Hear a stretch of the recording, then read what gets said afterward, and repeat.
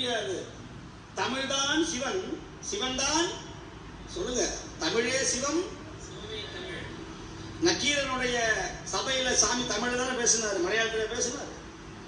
சங்கரத்து ஏதுகுலம் சங்கரத்து வாழும் குலம் அரணே உன்போல் சங்கரந்து வாழ்வதில்லை.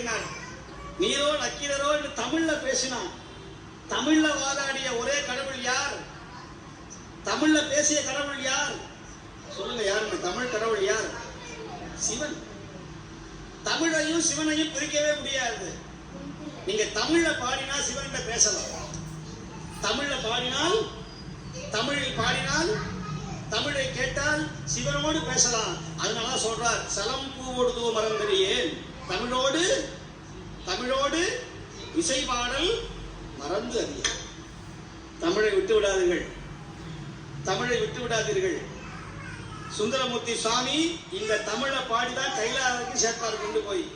அவர் மலையாளத்துல தெலுங்குலையா பாடினாரு, சமஸ்கிருதத்திலேயே பாடினாரு.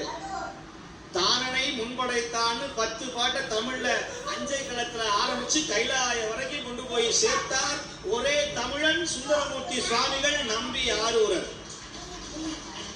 இப்ப சாமி பார்த்தாரு, இந்த பதிகத்தை தமிழ்நாட்டுக்கு கொண்டு போய் சேர்க்கணும்னு திருப்பட்டூர்ங்கிற ஊர்ல ஐயப்ப